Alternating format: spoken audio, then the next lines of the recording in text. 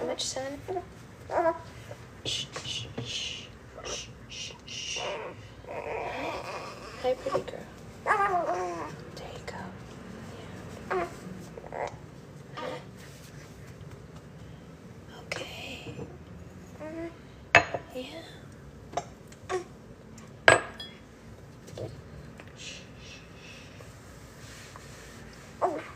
There you go.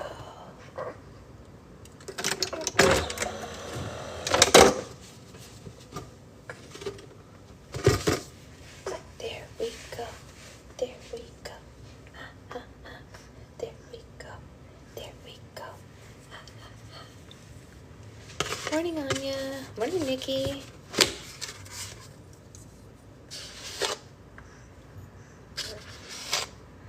Morning, morning, morning, everybody.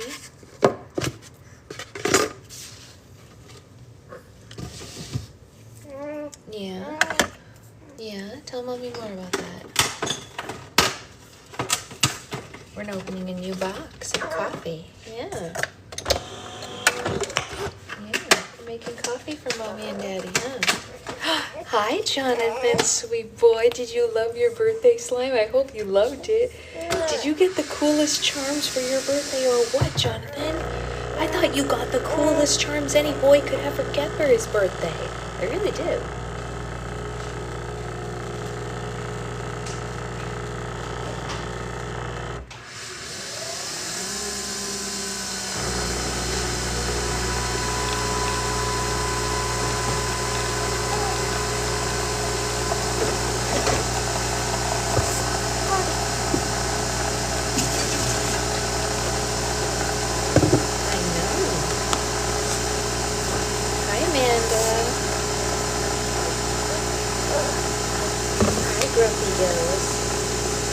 Hey, Priscilla.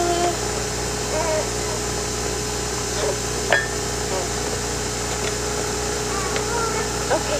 Hey, Grumpy Pants. Why are we so grumpy this morning, huh? Why are we grumpy? Don't scratch your face. We just cut your nails. No need to scratch your faces. Want to hold Mommy's hand for a second?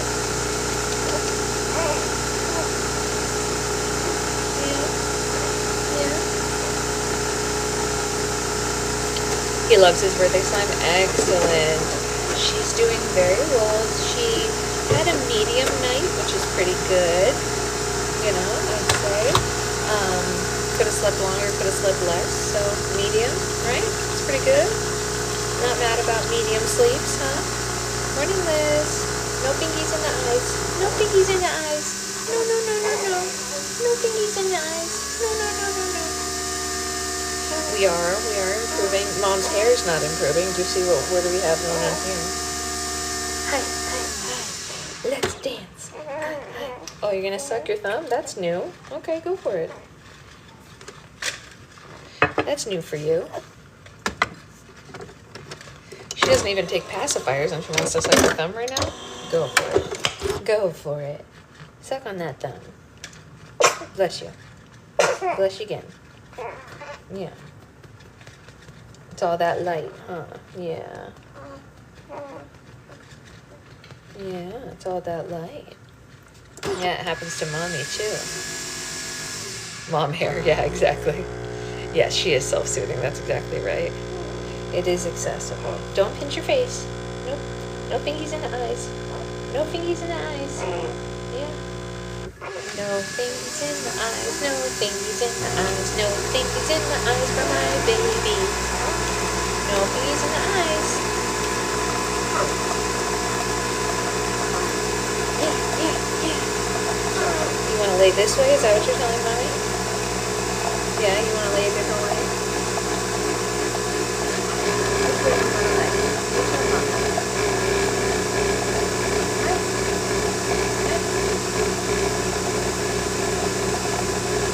Oh, you want your head that way? Okay. Hi, Mina. Oh, thank you, Gretchen. That's so sweet. No sun in the eyes either? I know, it makes you sneeze. It makes Mommy sneeze, too. It makes Mommy sneeze, too. You got Mommy's genetics. That's right. It makes both of us sneeze. Well, don't look at it. It's just gonna make you sneeze. You know that's what's gonna happen if you look at the sign. Hi. Hi. I love you, little angel. Hi. To me and my backpack friend, yes. How you feeling? You seem like you're in a little bit better mood now that you got repositioned, huh? Yeah? That's good. Hi. Okay. Your dad, yes. I don't have to look at a light to be able to sneeze. What it is I have something called what is it called? It's photic sneeze reflex. And if there's any like severely changing lights around me, I'll just sneeze. And she got it as well because when she steps into the sun for the first time, she also sneezes. I have the same little thing. Yeah. We both have it, huh, sweet girl? You have it too, Claire? Yeah, apparently about 14% of the population has it. It's one of the genetic markers that they can test for on 23andMe, if you believe that. I don't have my 23andMe results yet or anything like that. I just know I have it because I've always had it. But I have a friend who did 23andMe, and it popped up on her thing, and it said, "You are unlikely to have photic sneeze reflex to her." And she was like, "Look, Sasha, it's you." I was like, "It is me." Helpful when you need to sneeze, but can't. Yes, but very unhelpful when you're driving. Am I right, Claire? You have it too, and Jonathan as well? Yeah, so the like colloquial name for it is blonde eyes, and it's usually when people... Well, for people who, like me, it's called blonde eyes because it's when you have dark eyes, but your eyes react like a light person with light eyes. But she has blue eyes currently, and she has it. Jonathan has blue eyes, right? Yes, it's the worst when you're driving. Does Jonathan have blue eyes? I feel like he does, right? Yeah, hey, you got these? You got the hiccups?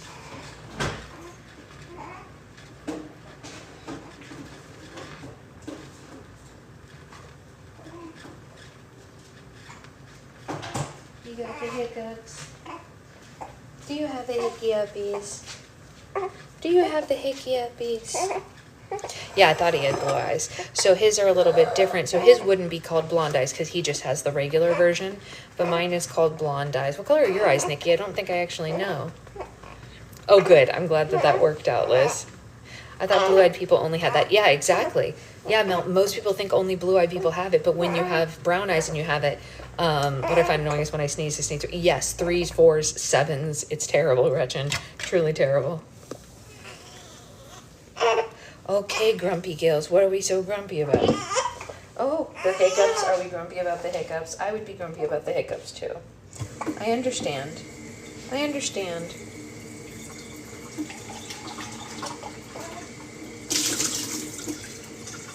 The hiccups are hard. Mommy got water all over her hand. What was Mommy thinking? Bless you. Bless you. Are you also going to sneeze in 3s? But that was just 2. That was just 2. That was just 2 little sneezies. 2 little sneezies. I needed a sip even before I got to the chair. Okay, can we go over to the chair, or do you think you're going to be grumpy the whole walk? You have the hiccups. You're going to be grumpy forever until you get rid of them, huh? Should we bounce a little? Bouncy, bouncy, baby. Bouncy, bouncy, baby. Yeah, yeah, yeah. Yeah.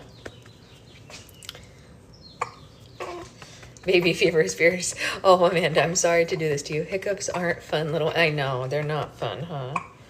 Yeah, we would all be grumpy. Everybody understands why you're grumpy from the hiccups. Roxy, I cannot wait to show you what my sister did yesterday. My sister made a video for you yesterday because she was so excited. I'll post it today so that you guys can see that. Okay, can Mommy balance this cup, the baby, and the phone as we walk with the hiccups? Can she do it? Can Mommy manage this? What do we think, Missy? What do we think? What do we think? She did get her purse. Yes, she did. And she made a whole video about it. Hold on one second, guys. I'm putting down the coffee.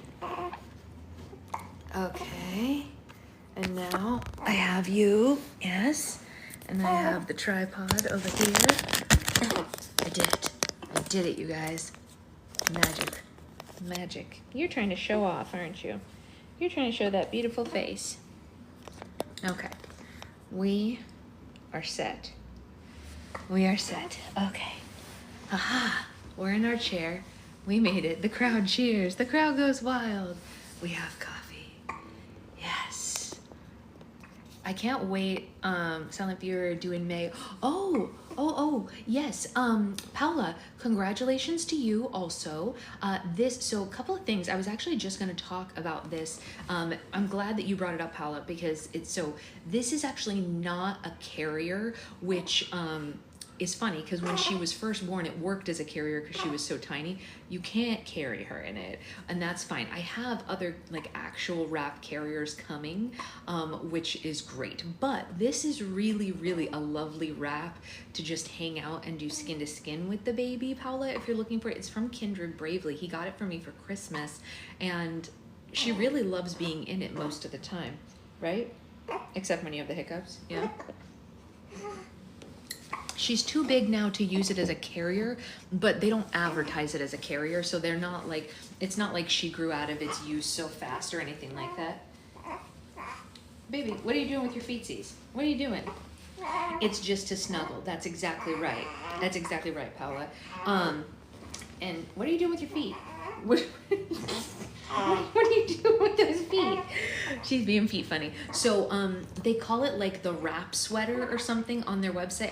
The reason I know this, even though it was a gift, is because they're having a sale tonight actually, and I love their clothes so much that I signed up for like their birthday sale thing. I guess it's their anniversary tomorrow, and I was like, oh, maybe I'll get more of their clothes because I'm like wearing this other thing I'm wearing is from them too, and it's so freaking comfy. Also, their pumping bras are unmatched, just so the moms in here who are gonna pump know.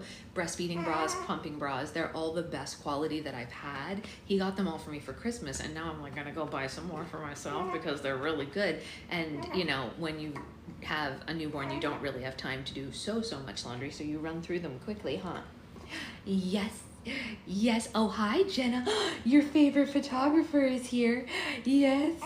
Do you want to tell her she's the best? Tell her she's the best in the whole wide world. Yes. Do you want to tell her that we're getting her pictures blown up and hung on our walls in giant canvases? Yes, it's true.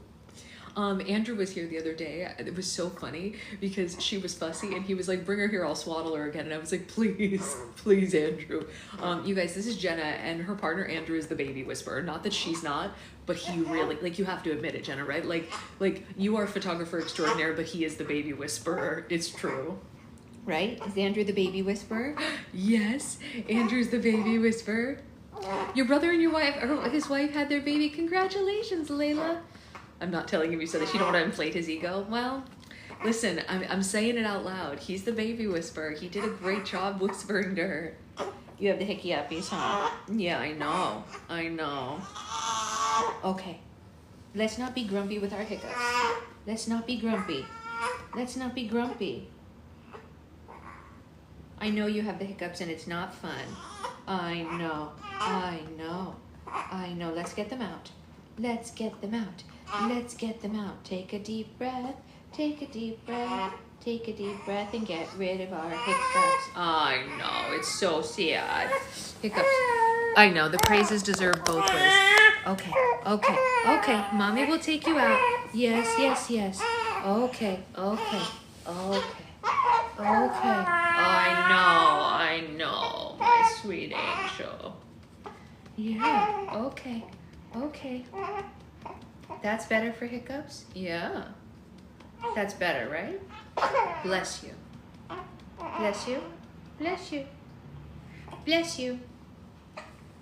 No, we still have the hiccups. We still have them. It's hard to have the hiccups, huh? Yeah, I know you don't like it. Nobody likes it. I know, honey. I know you're looking at me like I've betrayed you. But guess what? I didn't do it. Jonathan's over here singing the dinosaur song to her. Oh, what's the dinosaur song, Jonathan? I would love to hear it. Jonathan, you should record it for her and we'll play it for her. She would love it. You want your hand out? You want your hand out? Okay. Okay. Okay. I know, she's very annoyed with her hiccups. We're going to get rid of them before we read. Mommy promises. Mommy will not start until you're done. I promise. I promise. I'm very sorry. I'm very sorry. No, what's the hiccup massage, Roxy? Tell me.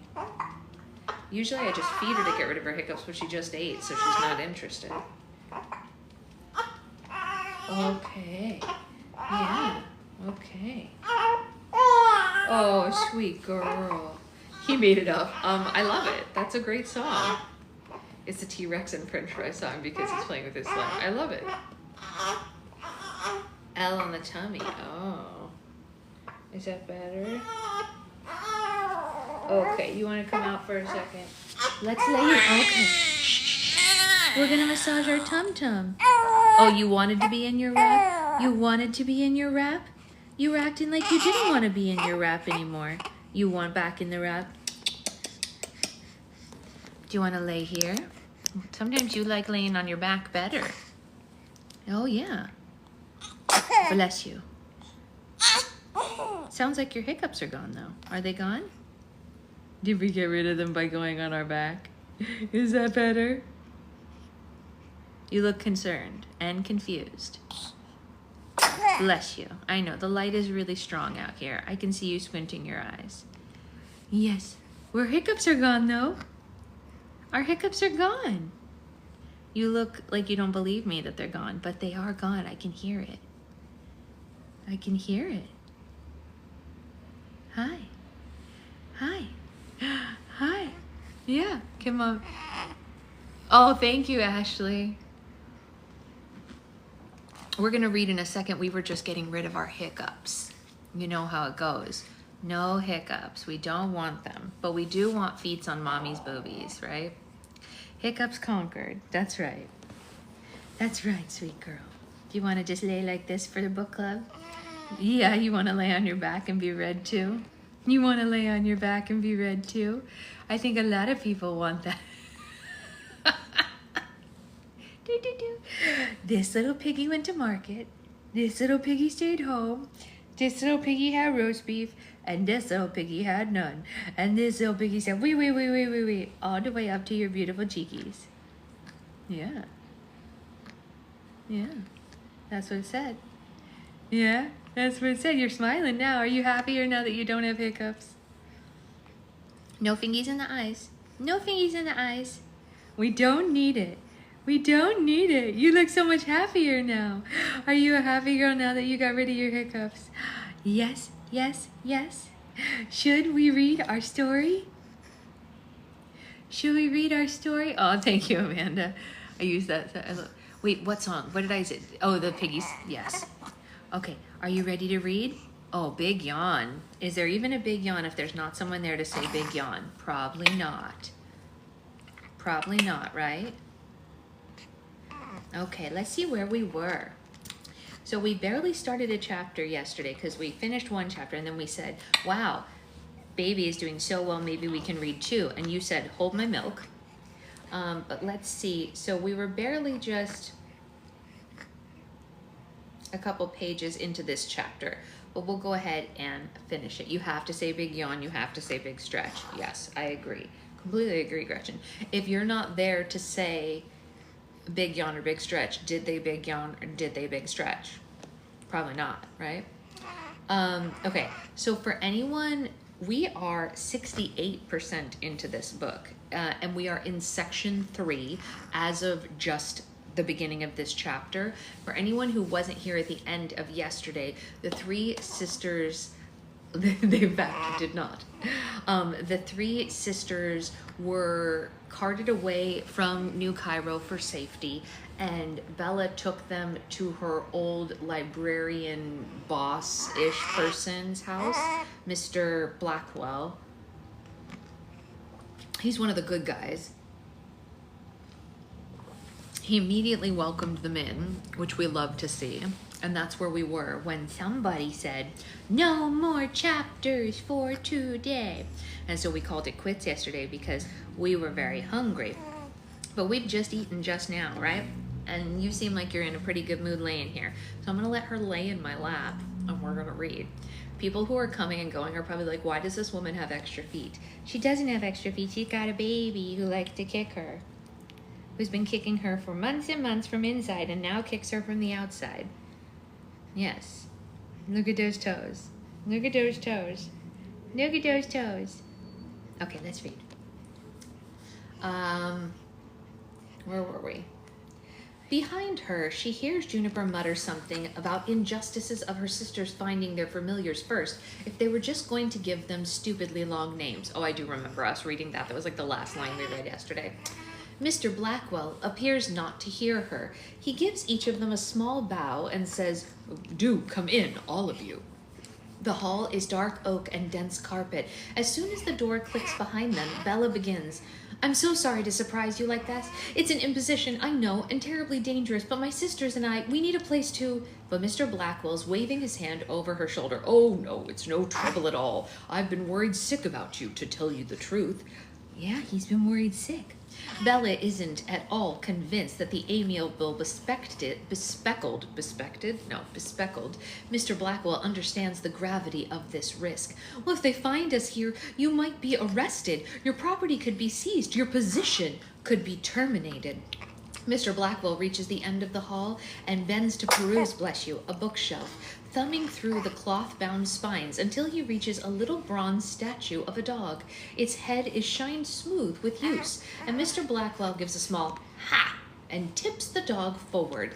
Some unseen mechanism clicks and whirs, and the entire bookcase glides smoothly away. It's a hidden room triggered by a dog on the bookcase, baby girl.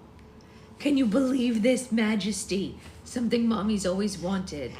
Someday, if you are very wealthy, you should build Mommy a secret bookcase entry to a room. Please. Mommy never will be very wealthy on her own because she's an artist, and that's not how artist life works. But you might.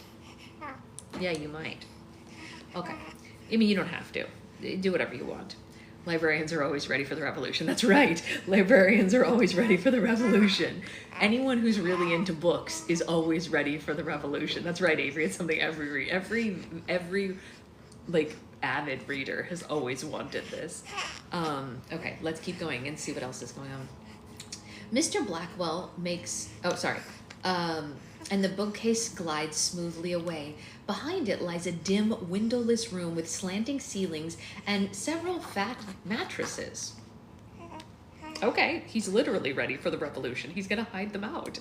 Mr. Blackwell makes a polite throat-clearing noise. I tidied up a bit last week.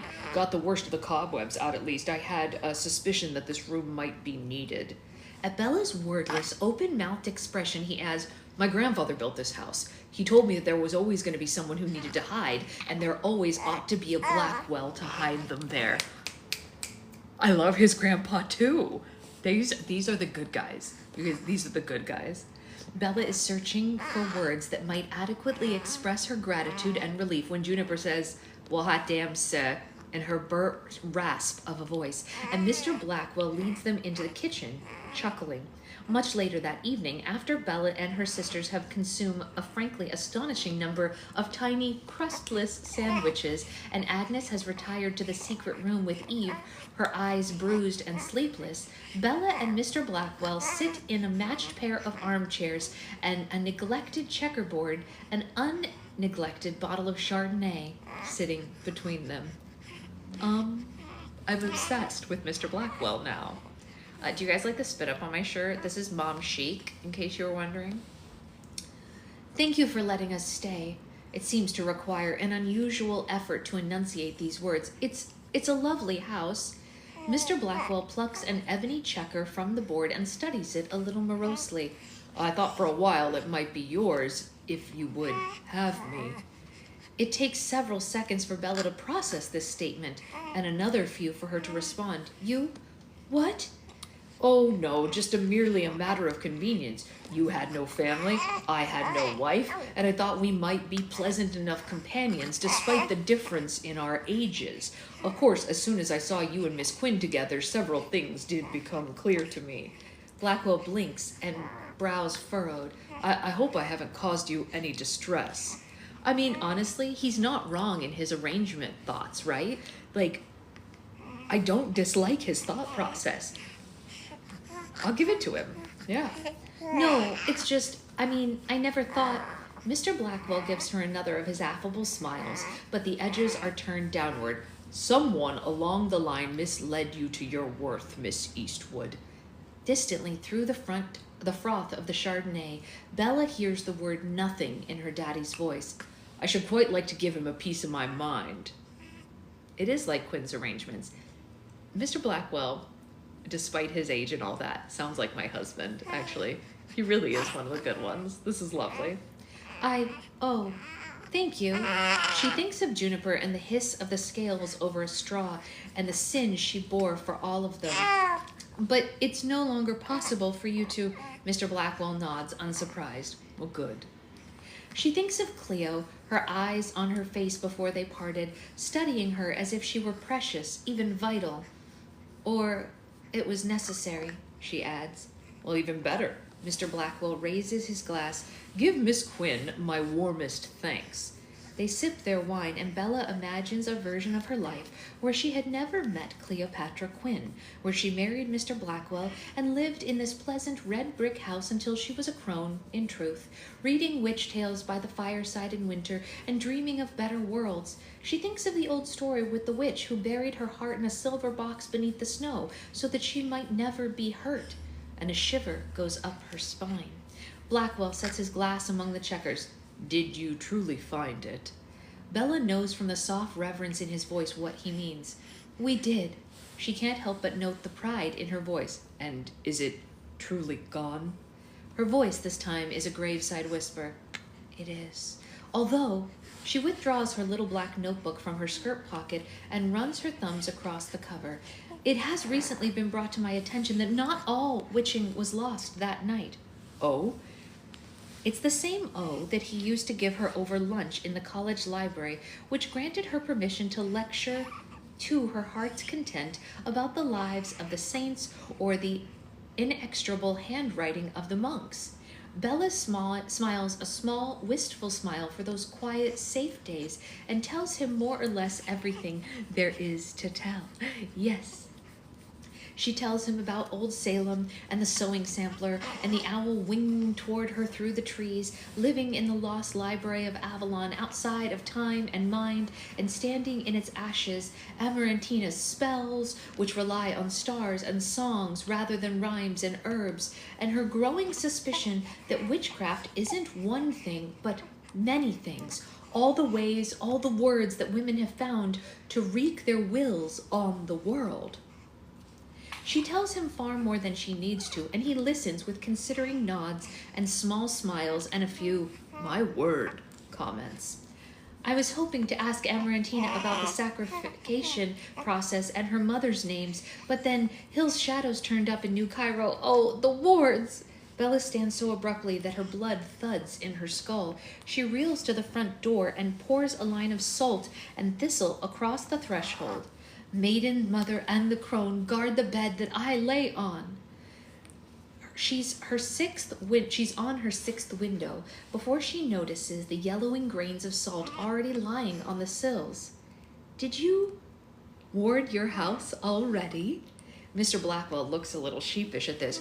Oh, no. I mean, not nearly as well as you are, I'm sure. It's just that, well, fever, the second plague, some are calling it now, has been creeping north, and it strikes me as uncanny, so I thought perhaps a little uncanniness might keep it at bay. He nudges his spectacles back up his nose. My great-aunt, she taught me a few charms here and there. I'm obsessed with Mr. Blackwell, you guys. I love this man. Bella would like to ask more about this. A man working witchcraft and uncanny sickness, but at that moment, Juniper emerges from behind the bookshelf. She's wrapped in a dark cloak, limping badly without her red cedar staff. Her eyes are green-lit gray of the sea before a storm, and she pauses to sweep the two of them before a bow and slips out the front door, vanishing into the deepening of night. What is she doing at this hour? Oh, whatever she can, whatever might help. Bella sighs. I imagine we'll read about it in tomorrow's papers. Juniper has never much cared for reading, or really any other of Miss Hurston's 3 R's, but over the next few weeks, she requires the habit of reading the paper over breakfast. Or at least she reads the headlines. The Sisters Eastwood still at large. New Salem chief of police resigns amid rumors of a nervous breakdown. Hill's rally interrupted by baying dogs and strong winds. The other sisters tell Juniper that Mayor Worthington is leaning on the Post to not print the most hysterical stories, that the Eastwoods can transform themselves into blackbirds or possibly bats, that the crone herself is currently living on the South End and keeping company with colored women. That mother gave birth to a little devil with hair the color of hell itself. You didn't get the red hair, did you? It's a shame. It's a shame. Your daddy tried to give you his red hair. You didn't get it. Yeah, well, I bet the bastards wish they'd given us the vote when we asked nicely, says Electa Gage with no small degree of satisfaction. Too late for them now. The previous week, the city council issued a statement that the suffrage question could not possibly be entertained in the current climate. And frankly, Mr. Hill told the papers, if this is what happens when women gain some measure of power, then we have great doubts about the advisability of granting them any more. Following this announcement, several members of the New Salem Women's Association had found their way to the sisters, their jaws gritted, looking for which ways and words. Yeah, the sisters rarely congregate these days. They speak instead by mockingbird, by smoke signal, by letters that can only be seen by friendly eyes and notes that ignite after reading. Hey, Ray. Yes, this is your footsie friend. They meet only for furtive exchanges of spells, safe houses, and they dispense before they can be found by things that hunt them. The mobs of men with brass badges and torches, the steel-jawed officers on white horses, the eyeless shadows that twist up from sewer grates and reach after them. But they are prey with teeth and claw of their own now. And they have spells that they've stolen from Avalon before it burned, still stitched into the hems or written in recipe books, and they have the words and the ways taught to them by their grandmothers and their aunts and their neighbor ladies, now shared between them. And they have August's Little Boy Latin and Aramentina's songs, chanted prayers from pairs of dark-eyed Russian girls, and even a few shuffling dances from the Dakota women. And Bella, are you trying to push off and just fly off into oblivion? Is that what you're trying to do? You don't want to stay on Mommy's lap? You want to fly? You want to fly? And Bella is still gathering more. Everywhere they can stay, she asks for stories or spells or songs or whatever ways they found to talk to the great red heartbeat on the other side. And she adds carefully to her collection. Her little black notebook has become sort of a patchwork grimoire, part spellbook, part diary, and Juniper has seen Bella writing in it long into the evening, and she suspects her of adding wholly unnecessary narratives. She figures that that comes of reading too many novels as a young girl. So Juniper and her sisters run, but they run with salt and snake's teeth in their pockets, 9-bark and angelica root, honey wax and black feathers, and scraps of tanned hide. They tangle their pursuers in cobwebs and rose vines. They slip into crowds and come out the other side, wearing different faces. They vanish through ordinary seeming doors and emerge hours later smelling of roots and earth. Not all of them get away. There are arrests and detentions, beatings and brutalities. A man in Bethlehem Heights finds witchways in his wife's sewing box and ties her to one of the bedposts until the authorities retrieve her. I know, it's crazy, right? One of Pearl's girls is found bloodied and barely breathing with the witch mark drawn on her back. I know, crazy, right? Yeah. An entire tenement on the west side is set ablaze by a gang of mean-eyed boys who claim to have followed a black cat with red eyes. You're done laying down? You're done laying down? You want to get up now? Okay. You're done laying down? We need a burp time? Yeah. We need a little burpy burp? Okay. That's okay. You can look at the plant. It proves difficult to keep a witch behind bars. Workhouses suffer from rustled locks and shattered bars, missing shackles and stolen keys. Guards are discovered sleeping or missing or terribly confused. Oh, good burp.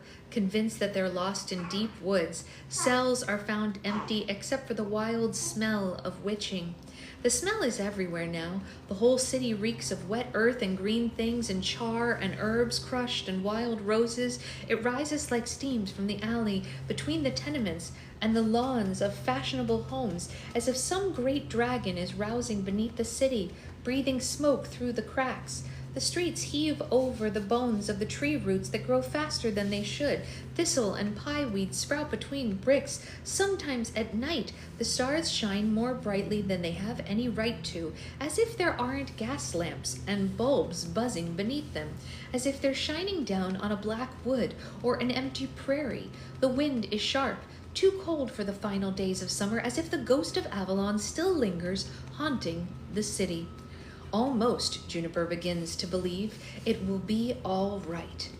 The woman of the city will stand strong against the mobs and the shadows. That Gideon Hill will lose his election in November and slink back under whatever rock he came from. But their stores and witch rays are running thin. Every midwife and herbalist has been driven out of town. The sickness is worsening too, and even the Post now calls it that. Second plague. The panic worsens with it. The shadows coil thicker and darker like fattened flies, and Gideon's Hill's face smiles down from every window and wall. Our light against the darkness. Juniper and her sisters make it 4 nights at Mr. Blackwell's before Agnes spots a shadowless man standing on Jerome Street, staring blankly through the windows, just waiting. That night, they say farewell to Mr. Blackwell, who sends them on with several bottles of wine and a hooked cane for Juniper. A daughter escorts them north through the tunnels to stay with Inez and Jeannie in the glamourless, nearby mansion that Inez's deceased husband conveniently left behind. I know, she's getting really strong, right? They make it a day or two before fists thump on the door in the middle of the night, and Bella whispers the words to tangle the halls of the doors in the house, winding a labyrinth behind them, a spell taught to them by Inez's chatty Greek maid, while all 5 of them slip out the kitchen door. They spend the following night beneath a bridge, huddled together with the heat of their spells warping the air around them, and the other handful of days back in New Cairo, the well-warded house of Cleo's Aunt Vivica, but the shadows always find them eventually, and they always have to run. By the end of August, Juniper can feel the willing hosts shrinking. Doors are slamming, locks are clicking ahead of them. Good head lifting, beautiful girl, yeah.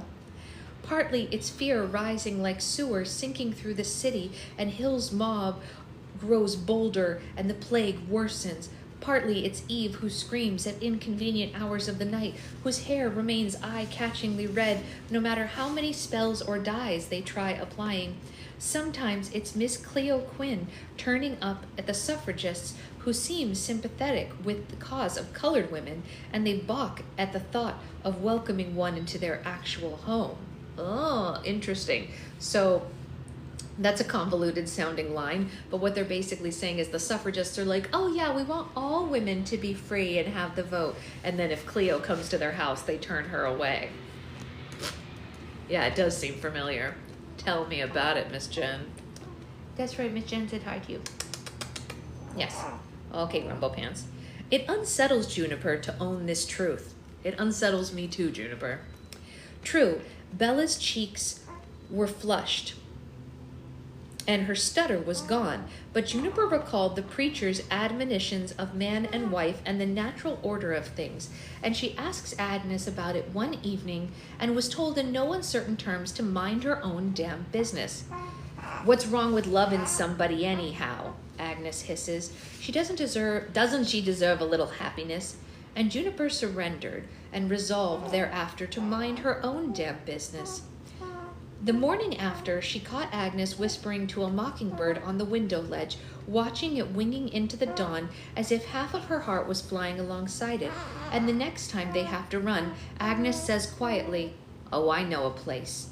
She leads them to one of the crooked, higgledy-piggledy stacks of tenements in West Babel, only a few blocks north of South Sybil. A thin, tired-looking woman opens the door, her hair brittled white. She flinches only briefly at the sight of 3 women, an infant, and a pair of uncanny birds standing in her hallway. But before inviting them inside, she introduces herself as Miss Florentine Lee. Oh, I wonder who this could be. Her apartment is a single cramped room, the walls stained with years of cooking grease and close living. A small window provides a stingy square of summer light, obscured laundry lines and balconies. Mr. August Lee is waiting at the kitchen table. He stands as they enter, and his face as he sees Agnes. Well, it's private, Juniper decides. She busies herself with her cane, wondering a little bitterly how her sisters found time to pursue romance alongside all the witching and women's rights. It's a good question. How?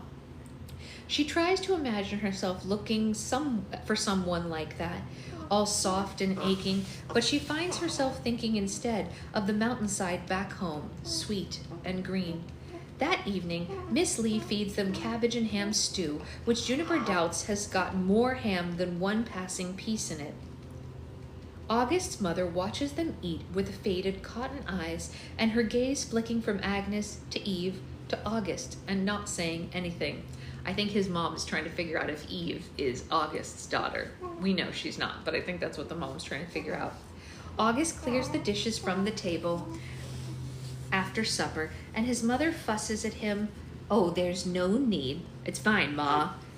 She subsides with a fragile-looking smile, and there's something strange and careful, about the way that Miss Lee and her son speak to one another, as if they're treading lightly over a fresh wound.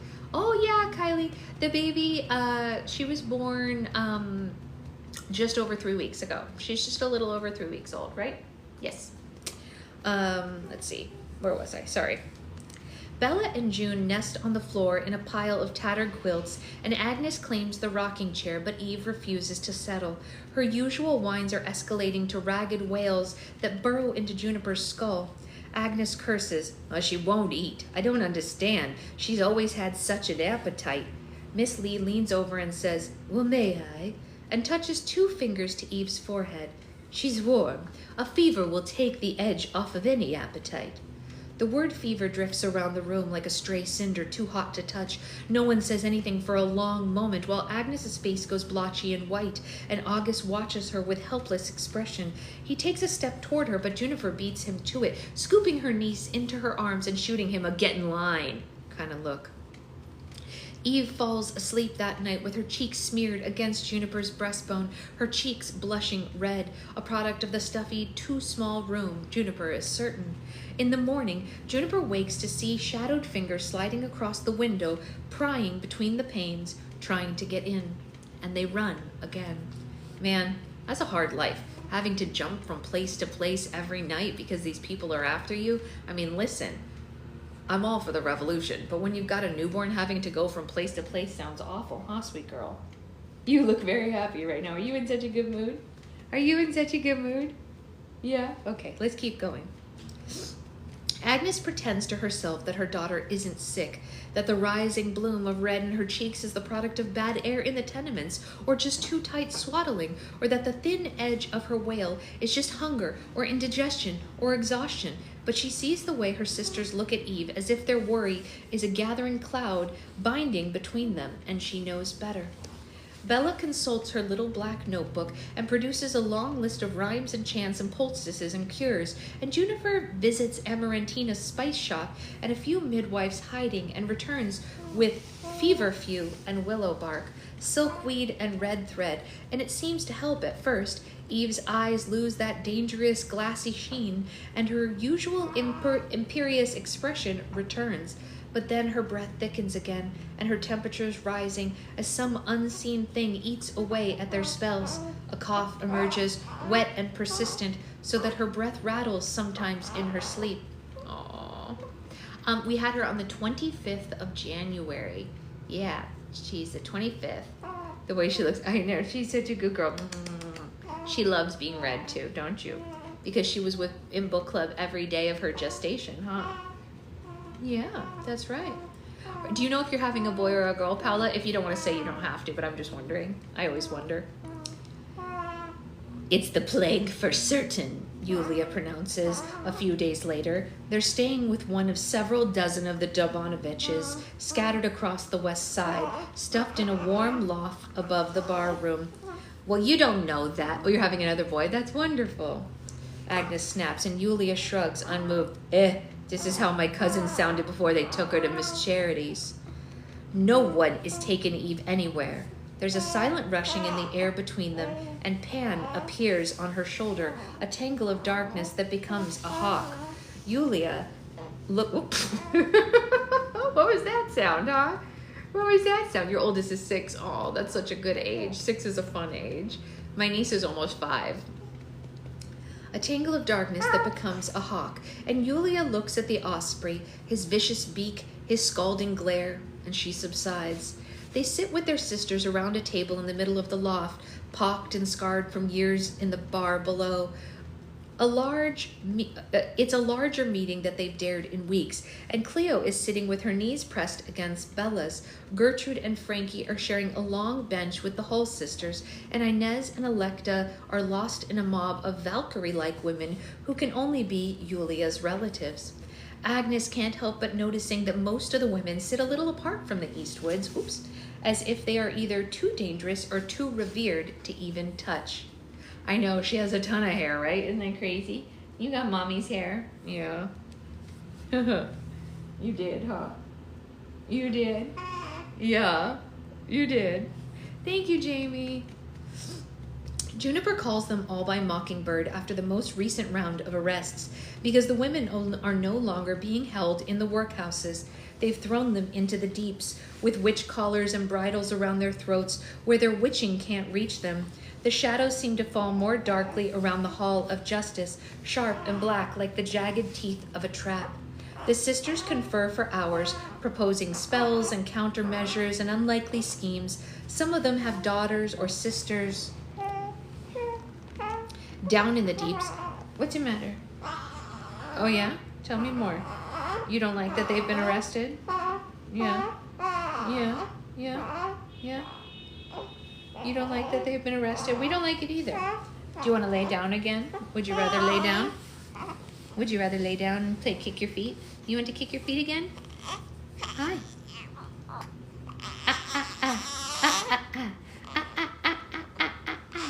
Yeah. Some of them have daughters or sisters down in the deeps, and their eyes burn like coals in their skulls. Agnes thinks of circles drawn wide, of bindings between, and one for all and all for one, and she shivers a little at the strength of the thought. Sometimes, past midnight, Juniper stands. Well, it's a start. Now what with the which ways have you brought? The women turn out their pockets and empty the brown paper sacks onto the table. Agnes can tell from the worried bow of Juniper's shoulders that this isn't going to be enough. She's frowning, and she opens her mouth when Inez says, well, wait a moment. Inez lays a long, thick object, on the table, smiling at Juniper, and Inez looks older and a little thinner than she did in the spring. Her cheeks are no longer merry and full. She and Jenny have been running, too. Juniper frowns as her fingers peel away the silk wrapping. Her mouth falls open as she sees what lies beneath. She stares down at the table for a while and looks up at Inez and then back down. You did this? She says in a hoarse voice. Well, I provided the gems, being the one thing your dear sister with money had to waste as I please. Okay, you don't want to lay down anymore? No lay downs. No lay downs. No lay downs. Yes, she's here. She was born 3 weeks ago. Yes. Yes. But Annie found the tree, and Yulia found the woodworker. It was your sister's idea. She trails off. Do you like it? I think maybe is she unwrapping a cane or something? They haven't said what she unwrapped, but it sounds like it. Whatever it is that Juniper's feeling right now, Agnes suspects like is too small of a word for it. Her eyes are shimmering. Are you hungry? Yeah, okay. Okay, that's okay. We can eat. Yes, you can eat. You can eat. Yes, you can. Hold on. Mommy will feed you right now. Mommy will feed you right now. Yes, yes, she will. I will put you back in your sling, and you will be fed. Yes, yes, yes. Okay. Yeah. We can eat. We can eat. Yeah. Okay. Whatever Juniper's feeling right now, Agnes suspects that like is too small of a word for it. Her eyes are shimmering spring green, and her hands shake as she reaches for the thing on the table. She lifts it to the light, and Agnes sees a long staff of polished yew and grain knotted and stained black. A carved line spirals up the stick, ending in a bowed head and a snake with a pair of garnets for eyes. I was right. It is a new cane for her. Juniper swivels between Agnes and Bella, mute and reverent, and Bella shrugs. Well, honestly, we couldn't have you running around with Mr. Blackwell's poor cane. This one suits you much better. The binding between them hums with a fierce joy, enough to make Agnes forget a moment that they are hunted, and they're hounded by a city that hates them. That is, until a small, tired voice calls, "Hyssop." Jenny Lind staggers into the room. The expression on her face sends a cold current through the gathered women. "Well, Mayor Worthington is resigning tomorrow," she says, with a quick and sharp and merciful blow. "The council will call a special election by the end of the week." All the glee drains from Juniper's face. "Well, how do you know? How can you be sure?" Jenny's mouth goes tight, but Inez answers for her. "Well, Mayor Worthington's is her father." She says this softly. She's definitely sure. Oh, we didn't know that. We didn't know how Jenny was so rich, but we know now. The burst of gasps and whispers follow this, and they're sufficient enough to wake Eve, who wails her thin, not right wail as the Sisters of Avalon trade muted fears and dark pronouncements. "He's ahead in the polls, I heard," some of them mutter. The mutters trail into heavy silence as each woman feels the weight of an unseen boot pressing down on them. "Well, there's nothing to be done about it tonight." Juniper lowers herself into a chair, her staff across her knees. "Head home, girls. You get some sleep." They leave in ones and twos until only Yulia and her cousin remain with the Eastwoods. It's late, but no one seems to want to go to sleep. They sit around the table, silent and brooding, listening to the faint whistle of Eve's snores. Right, Jen? Seriously. Yulia? Bella says, her head resting on Cleo's shoulder. Her eyes are sad and far away. "Why don't you tell us the story you mentioned?" And Yulia leans back in her chair, balancing on two legs, and begins. Story. The Tale of Death and the Deathless Witch. Once upon a time, a young maiden married a prince in a grand castle. She was very happy with her prince, who was young and handsome, until the day he went off to war, and he left her with nothing but a kiss and a command never to go down into the dungeons. With time, the kiss faded, and so did the command, and one day the maiden went down to the dungeons, where she found an old woman languishing in iron chains. Her flesh was pale and drooping, hanging like loose cloth from her bones, and her moans were piteous. The old woman begged for salt water and bread, and the maiden obliged, because she could not stand to see such suffering. The old woman drank the water, and then spat on her chains, which melted away. The woman leapt from her cell, no longer the weak old crone, but a wicked witch. She cackled her triumph, and left the castle to seek vengeance on the prince that had kept her caged there for so long. The maiden stole a horse from her husband's stable and took off after the witch, tears of remorse streaming down her cheeks. But the maiden could not catch the witch, and she grew lost in the winter woods, her hoof prints vanishing behind her. Eventually, she took shelter in a round little house perched on long stilts like the scrawny legs of a chicken. Inside the house, the maiden was met with another witch, who told her the name of the old witch that she freed from the dungeon, Kochi the Deathless. A long time ago, Kochi bound her soul to a needle, and the needle to an egg, and the egg to a silver chest, which she buried deep beneath the snow. All those long years of living drove her mad, but also they made her powerful. Only by smashing the box and cracking the egg and breaking the needle would her soul be sundered. The maiden left the chicken-legged house with hope in her heart and a map in her hand. She faced many hardships on her journey, but eventually she found the silver box and the egg and the needle, and smote all three along the mountain's side, and thus the deathless witch meets her death, and the maiden rescued her handsome prince. Well then. Well then. Guys, we are at 70% and we are at chapter 30. That was an interesting story, right? I don't know. La-di-da.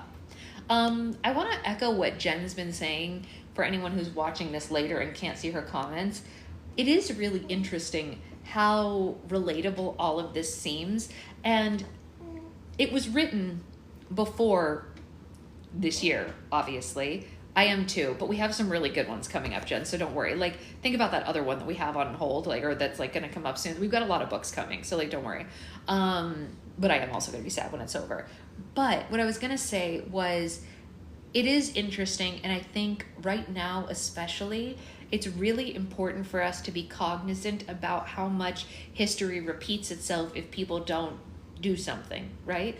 I think right now we're all reeling because we don't know what to do yet. The only thing that we can do now is be vocal. I know that that for sure is something we can do. I don't know what else we can do, but someone's going to come up with something. It's probably not going to be me because I'm not that intelligent, but someone is going to come up with a way for us to fix this, right? You know, there's some other Eastwoods out there. You know what I mean? There's some other August Lee. There's some other Mr. Blackwell. And we just got to be strong. You know? History is unfortunately repeating itself a little bit, but we're going to do our best to get rid of it. Right, little toes? Right, little toes?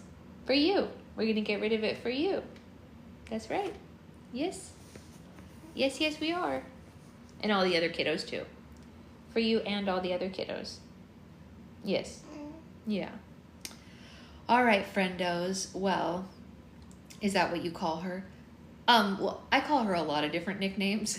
We call her Nugget. We call her our sweet baby angel. If you listen to German speak, yeah, Mel, I have been, and it's very eye-opening. Everyone should be listening to them right now. Everyone.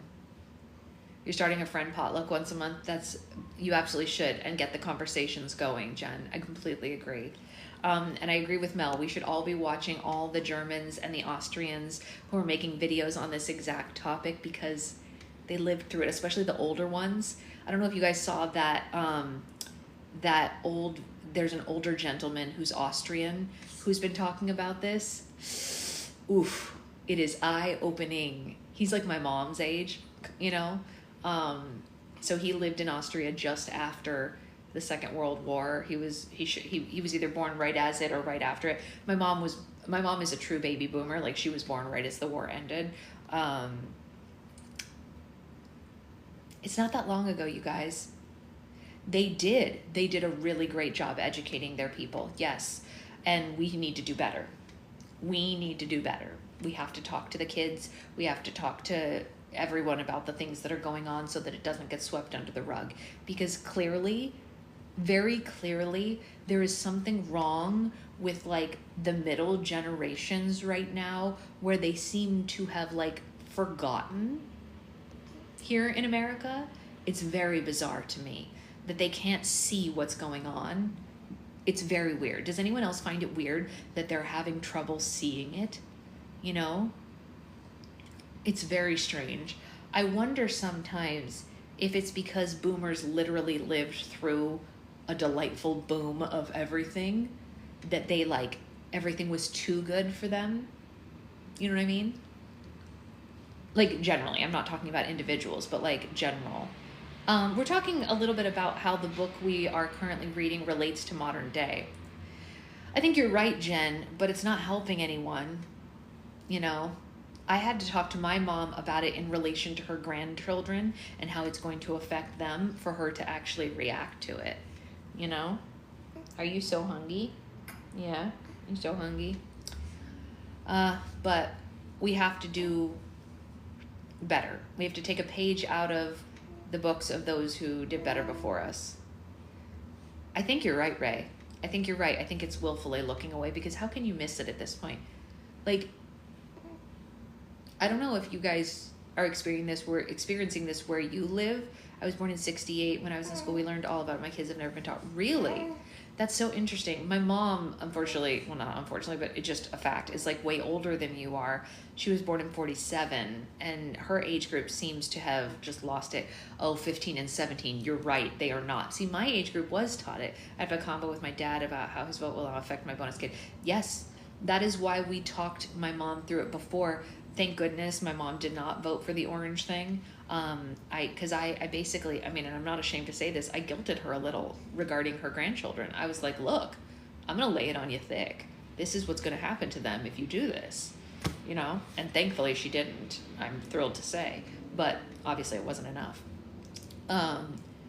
But it's just crazy. It's just crazy. We tried. Yeah. No, I believe you. It's harder with guys, of course, you know? Yeah. I'm so sorry. Oh, how did the name change go, by the way, Jen? Did that work out? Everything all legalized and good?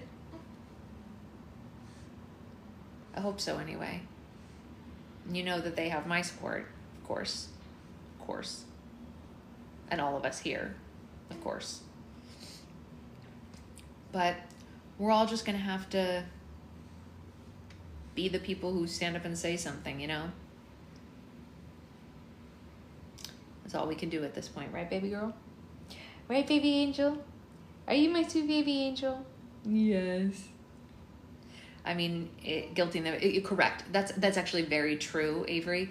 It felt like guilting in the moment, but it was also truth-telling. I wasn't lying about anything. I didn't make anything up. I wasn't gaslighting. I was telling the actual truth. It felt like guilting because it was so harsh to say, but it was all true. I didn't lie about anything. Oh, I don't blame them, Mel. I don't blame them at all. So are my sisters-in-law. I have sisters-in-law and many people that we know in our community as well. It's just terrible. Yeah. I don't know what everyone's going to do. I mean, the truth is harsh right now. You're absolutely right, Avery. You are absolutely right. Yes. You're right. I shouldn't be thinking of it as guilting. We also sent out the birth certificate change.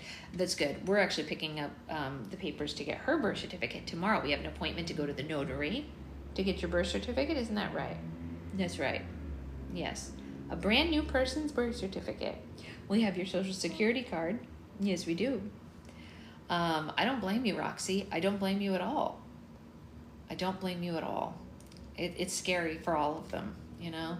Anyone who identifies as anything other than what they present as, regardless of where that falls on the spectrum of things, I'm scared for them, you know?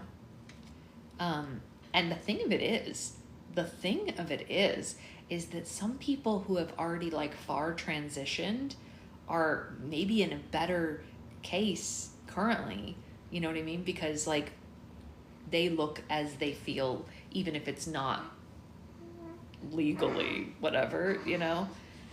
I have a trans friend who just got their second surgery recently, trying to get it sooner for just this reason, you know? Like, he presents pretty well, but he needed the other surgery. Passing could be a huge... Passing is the only safety net right now. We had to have a convo not started. Yeah, big time, Jen. Yeah, I completely agree with that, Jen. He should just not, ever. I would just say never do it. Unless it's like your best friend, don't bother, right? Truly. All right, well, we're going to finish eating, so we're going to go. Thank you all for hanging with us. As always, thank you for being part of this book club and allowing us a space to have these conversations. I think it's important. I think reading books like this is important. I think talking about how they relate to current times is important. These beautiful, important conversations. And we'll have more tomorrow and beyond, and we'll keep doing it. Yeah. And maybe we need to read, like, you know what I have to say, honestly? Maybe our next memoir should be Arnold Schwarzenegger's. I don't know if you guys know about this. I know he's technically a Republican, but he's one of the good ones. And he talks a lot about growing up with a father who was a schmatzi, you know? Maybe we need to be reading his memoir. I'm being serious. That might be our next memoir because he talks a lot about the lessons he learned from that. Maybe that needs to be where we go next. I don't know. We can all talk about it in the chat. I love you all, and I'll see you all later.